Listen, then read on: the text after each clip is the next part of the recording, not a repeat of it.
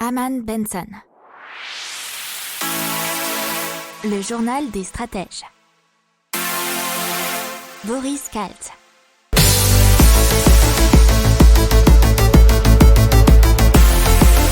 Bonjour à tous et bienvenue dans le journal des stratèges pour une revue de l'actualité éco, tech et impact du jour. La une, c'est la tour Eiffel qui s'est éclairée à l'hydrogène. Dans l'éco, on va vous parler des loyers baisses dans les grandes villes, puis de la tête de la France dans la tech, une étude sur les rêves étranges qui seraient expliqués et explicables. Ensuite, on parlera de mal de voyage qui transforme les voitures en camping-car. Dans l'impact, on va vous parler de Metron qui réduit l'empreinte carbone des usines, et ensuite de Heliatech, c'est de l'énergie photovoltaïque à partir de panneaux souples et autocollants.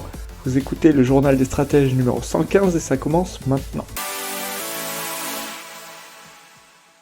Donc on parle de la tour Eiffel qui pour la première fois depuis sa construction en 1889 a été illuminée ce mardi 25 mai, grâce à de l'hydrogène décarboné.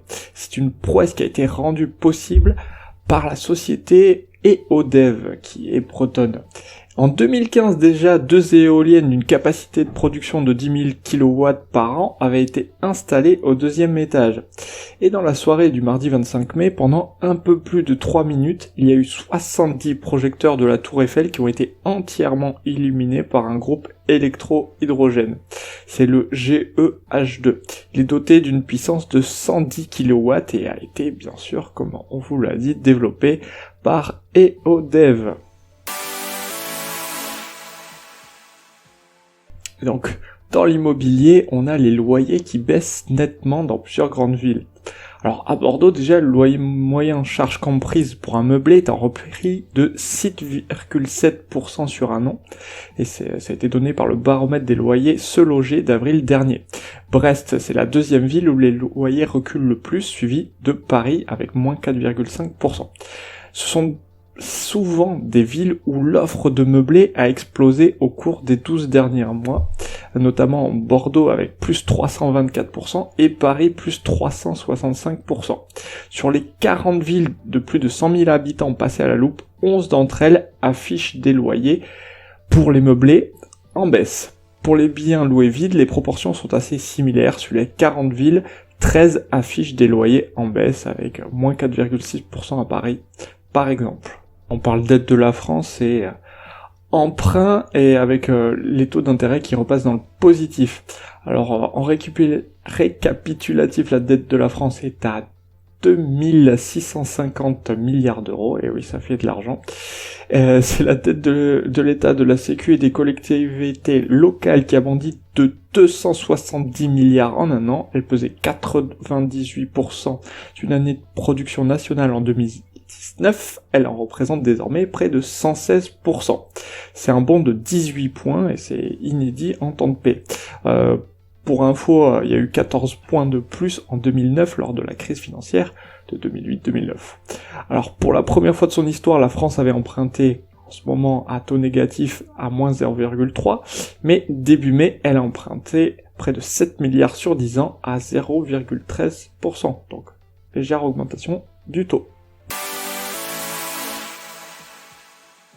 On parle d'une étude qui nous explique nos rêves étranges et elle est parue dans la revue Patterns et c'est Eric Hoel, je sais pas comment ça se prononce, H-O-E-L, professeur en neurosciences à l'université de Tufts, Massachusetts, États-Unis, qui tente de prouver concrètement pourquoi les rêves se produisent et pourquoi ils sont aussi étranges.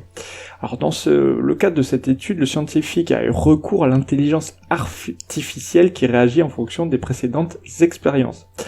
Lorsque l'IA devient trop familière avec les données sur lesquelles elle est entraînée, elle commence à supposer qu'il s'agit d'une représentation parfaite de tout ce qui pourrait arriver. Alors pour contrer ce phénomène, les scientifiques introduisent ce qu'on appelle un certain chaos dans les données.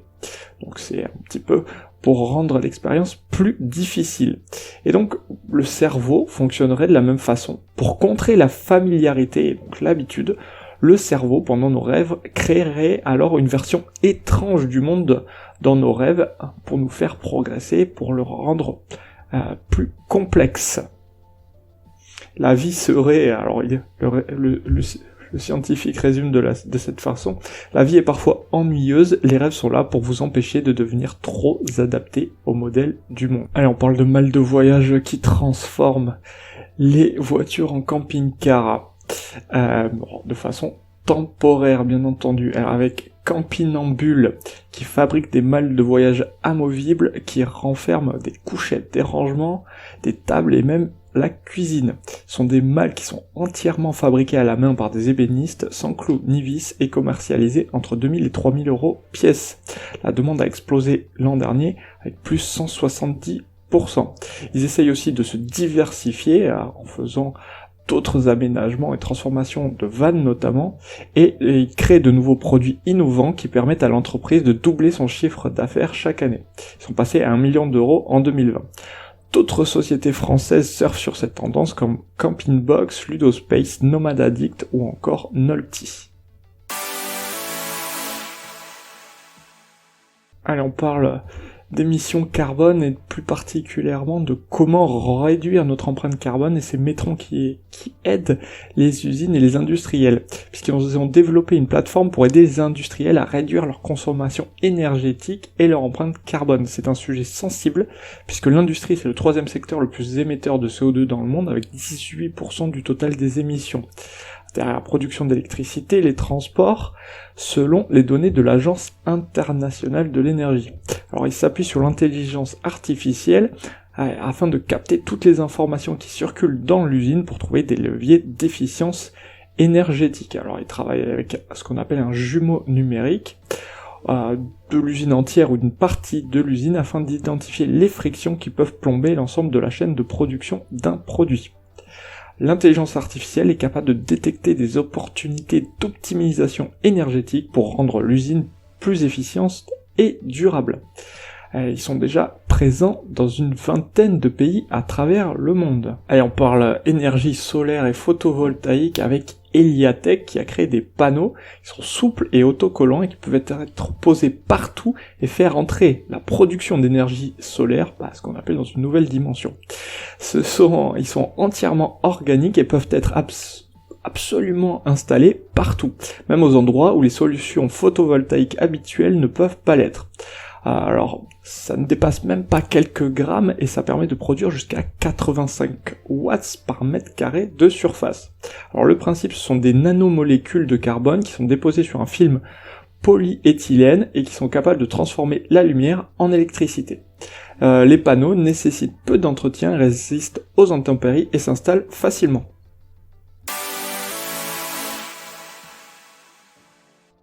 N'oubliez pas de vous abonner au podcast, mais pourquoi pas aussi à notre newsletter La Lettre des Stratèges qui est gratuite, vous en trouverez dans les infos de l'émission, mais aussi sur notre site internet Aman & Benson Stratégie, rubrique média La Lettre des Stratèges.